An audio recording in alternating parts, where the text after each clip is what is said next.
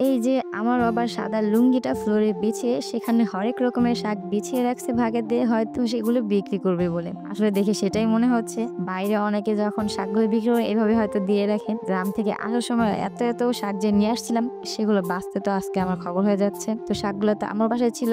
আম্মু আমাকে ফোন করে বললো শাকগুলো এতগুলো আনছে, এগুলো তো আমি একা বাঁচতে পারবো না, বাসায় চলে আয় তাড়াতাড়ি, শাকগুলা বাঁচতে হবে। তো সব শাক রেখে তো আম্মু আজকে আমাকে আমার পছন্দের যে শাকগুলা আমি নিজে তুলছিলাম সেগুলোই বাঁচতে দিছে। তো সব শাক তো বাছা যায় খুব সহজেই, খুব একটা সময় লাগে না, কিন্তু আমার এই দুলারি শাকগুলো বাঁচতে আমার অনেকটা সময় লাগছিল। আর এখানে কলই শাকগুলো যে বাছা হয়েছিল, কলই শাকগুলো বাঁচতে গিয়ে তো দেখলাম যে শাকগুলো আমরা কিনে আনছি তার চেয়ে বেশি অর্ধেকই ফেলে দিতে হয়েছে। শাকগুলো সব বাছা হওয়ার পর আম্মু বলছিল যে গ্রাম থেকে যেহেতু অনেকটা দুধ নিয়ে আসছিলাম, এই দুধটা দিয়ে আজকে কিছুটা পাটিসাপটা পিঠা বানিয়ে ফেলি। আজকে আবার সবাই বাড়িতেই ছিল, আমার ভাই, বাবা, আমার হাজবেন্ড সবাই বাড়িতে ছিল, তাই বললো আজকে বানিয়ে ফেলি। অন্য কোন দিন আবার ওরা সবাই বাসায় থাকে না থাকে তার তো কোনো ঠিক নেই। তো সেই জন্য এখন আর বাসায় যাওয়া হয়নি। আমার এই পাটিসাপটা পিঠাটা বানাতে বসে গেছিলাম দুই মা মেয়ে মিলে। এখানে আম্মু দুধ দিয়ে যে আগে খিসাটা বানাইছে সেটা রান্না করার জন্য অনেকটা সময় লাগে। তো আম্মু কিছুক্ষণ নাড়া যাওয়ার পর আমি আবার করছিলাম, সেখানে আম্মু করছিল কি কিছুটা নারকেল দিয়ে দিছিল। আর নারকেলগুলো আম্মুর তো অনেকটা বড় বড় ছিল, তাই আমি বারবার বলছিলাম যে আম্মু এত বড় বড় নারকেলগুলো দিয়ে না, দিলে ভালো লাগবে না, আমি একটু ছোট করে দিলে ভালো লাগে। কিন্তু আম্মু বলছিল না কিছুই হবে না, আমার কাছে আসলে ভালো লাগছিল না। তারপর অনেকটা সময় নাড়াচাড়ার পর অনেকটা একটু নরম করে আম্মু নামিয়ে ফেলছে, কারণ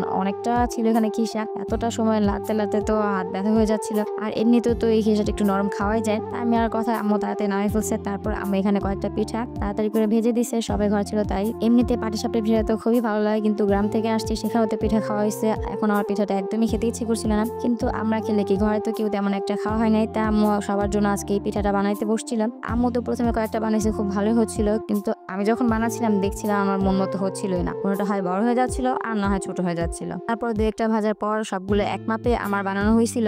আর এজন্যই তো আমার ভাই এর আগে যখন আমি পিঠাটা বানাইছিলাম তখন ও বলছিল ও এটা বানিয়ে দেখাতে পারে, ও এভাবে করে কয়েকটা পিঠাই বানিয়ে দিয়েছিল পাটিসাপটা পিঠা। আসলে ও চাইলে সবটাই হয়তো করতে পারে, যে কাজই হোক ভালোই করে, আমার চাইতে তো অন্তত সব কাজে খুব আগেই থাকে ও। আসলে এই পিঠাপুলিটা সবাই মিলে খেলেই ভালো লাগে, একা একা খেলে খুব একটা ভালো লাগে না। গ্রামে গিয়ে তো আমরা খেয়ে আসছিলাম, কিন্তু বাসায় তো যা ওদেরকে রেখে গেছিলাম, ওরা তেমন একটা তো পিঠা খাওয়া হয় নাই। আর আমরা যে পিঠাগুলো খাইছি এই পিঠাগুলো তো আমরা এখানে বানানো হয় না, তারপর যেটা বানাচ্ছিলাম সেটাই খাওয়া হয় ভালো। কিন্তু আমার ভাই এটা নিয়ে তারপর নাক ছিটকা ছিল, ও নাকি কোনো মিষ্টি পিঠা খেতে ভালো লাগে না, ও নাকি ঝাল কিছু খেতে ইচ্ছে করছিল। তাই আম্মু বলছিল আজকে আপাতত এই পিঠাগুলো খেয়ে দে, তারপর আম্মু পরে ওকে ঝাল কোনো পিঠা বানিয়ে দেবে। তো আম্মু বারবার বলছিল যে দেখি দুই একদিনের মধ্যে ওরে অন্য কোনো পিঠা বানিয়ে দিব, হয়তো এটা পুলি পিঠা বানাবে।